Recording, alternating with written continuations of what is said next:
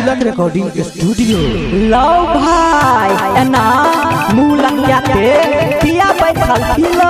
तू या की कहियो एगो छोरी के पीछा परेशान छियो वो अभी तक कोनो रिस्पांस नहीं दलको लेकिन हां हम हो ठालने छिए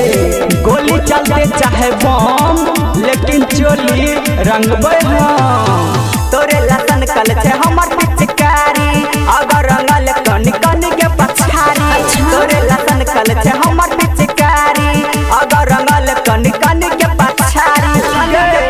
अकन छुआ दे अपन जवान गे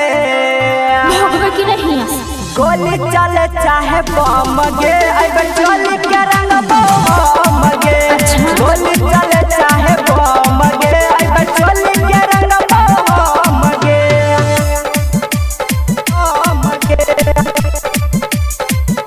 चोली के रंग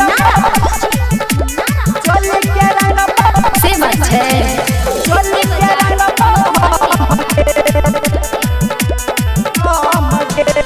ऊपर से नीचा तोहर बगीचा रंग दे बहुरा के चल पाबोली लगा दे बछौरी लिटल तो सब छौरा के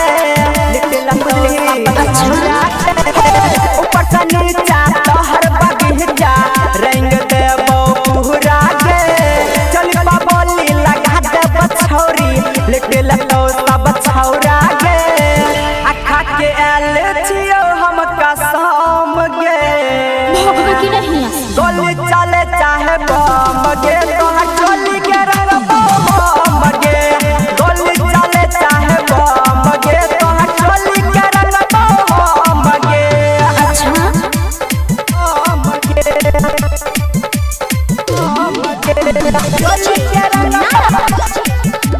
चोली के रंग से बात है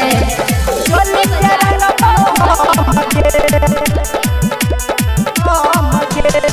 गल के हाल बिगाड़ दब छौरी बाजत मुँह धुमा के पढ़बे जाती तू गाड़ी के हमारा भुइया बाजार लब चुमा के अच्छा ठीक है गल के हाल बिगाड़ दब छौरी बाजत मुँह धुमा के